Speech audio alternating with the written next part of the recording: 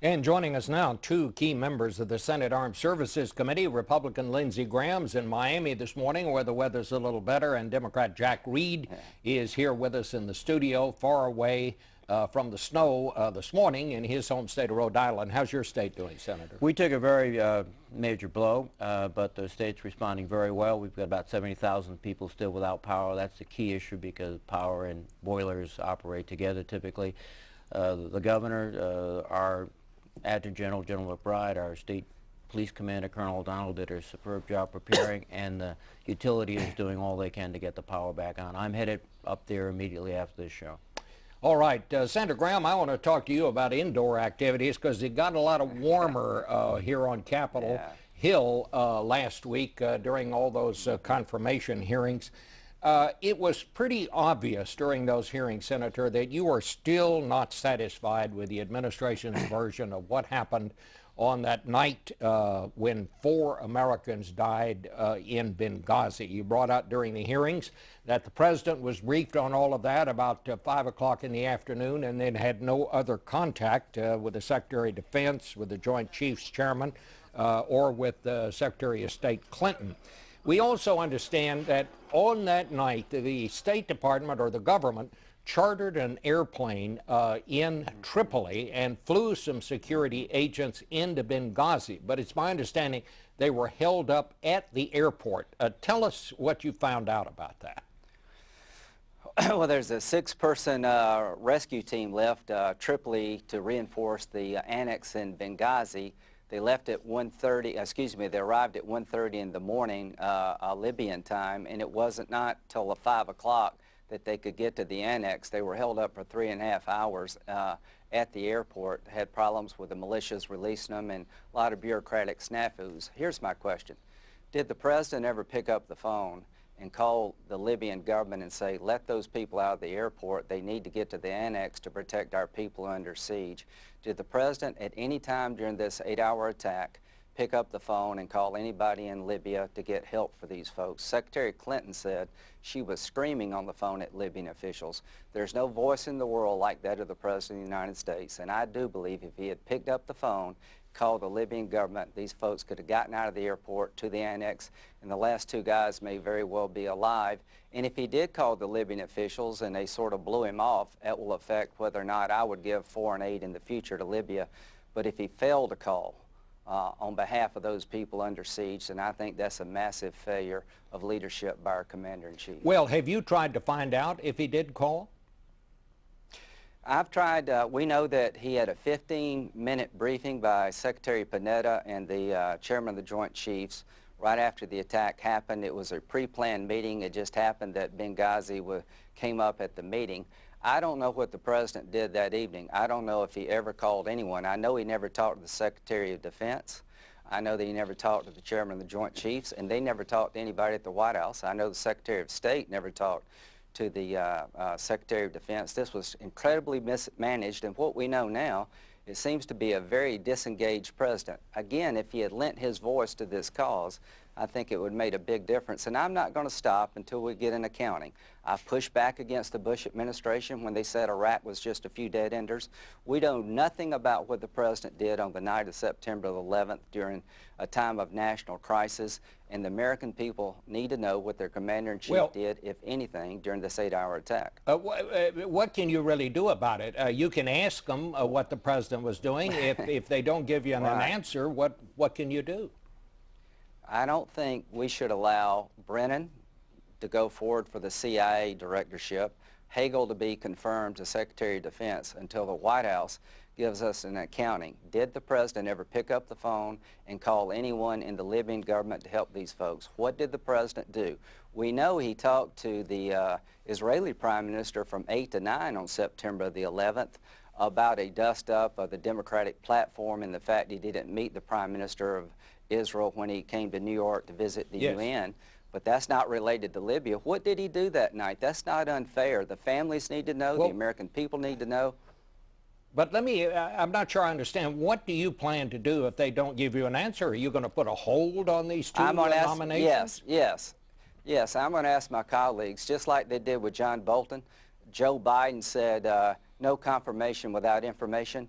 No confirmation without information.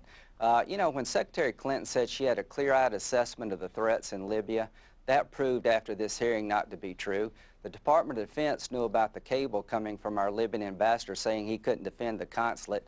This was on August the 15th. They knew about the deteriorating security situation, but the Secretary of State didn't know any of this. So she was blind, the President was disengaged, and the Department of Defense never launched one airplane to help these folks for 7.5 hours. This is complete system failure, and I'm going to get to the bottom of it. I don't think it's unfair to ask these questions. Quite frankly, how could they say, after Panetta and Dempsey said they knew it was a terrorist attack that night, how could the President say for 2 weeks after the attack it was a result of a video? How could Susan Rice come onto your show and say there's no evidence of a terrorist attack when our Secretary of Defense and Chairman of the Joint Chiefs said they knew that night? I think that was a misleading narrative 3 weeks before our election. Let me just make sure, because you're about to make some news here, I think. You are saying that you are going to block the nominations. You're going to block them from coming to a vote until you get an answer to this. Now, John McCain has already said he doesn't think the Republicans ought to filibuster this. What will you do? You're just going to put a hold on it. And what, I'm not filibustering. What has to happen? What would they have to do then to bring this to a vote?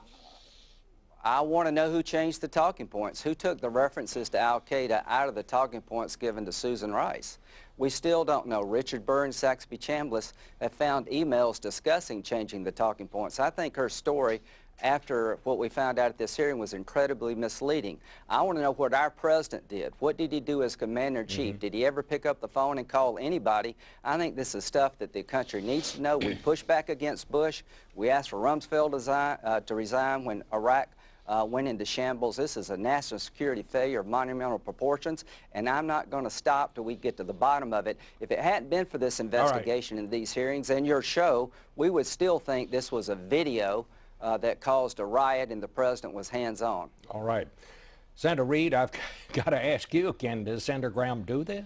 This is unprecedented, unwarranted to stop or attempt to try to stop the nomination of a Secretary of Defense and a CIA director. We need, the men and women of the Department of Defense need a Secretary of Defense. Chuck Hagel is eminently qualified to be that Secretary of Defense. He's been supported by Bob Gates, by Brent Scowcroft, by Bill Perry, by Madeleine Albright, by a host of individuals that are knowledgeable of national security and patriots who have served both Republicans and Democrats. The same way with Mr. Brennan in the Central Intelligence Agency. I think that the issues of Benghazi are important. The report that Ambassador Pickering and Admiral Mullen did, quite thorough, indicated the situation, the confusion. And I think something else that has to be recognized is that almost simultaneous to the situation in Benghazi, there was attacks on our embassies in Cairo. In fact, mobs were storming the gates. There was threats throughout the region. So the idea that the President was not engaged is, I think, completely wrong. He directed the Secretary of Defense, as Secretary Panetta testified, to begin moving assets into the region to provide any response. Ambassador Pickering, Admiral Mullen concluded that a military response would have been difficult, if not impossible, because of simply time and space. Well, explain to us, because a lot of people don't know the rules of the Senate and all that. Senator Graham says he's simply going to put a hold on these nominations. Well, what you say that's unwarranted, but what will happen next if he does that? Well, I would hope that we would have, in regular order, a hearing and a vote on Senator Hagel and Brennan, that then we would bring it to the floor. I can't recall a Secretary of Defense that has not at least had an opportunity to have their nomination brought to the floor of the Senate. The last example was Senator Tower. It was brought to the floor.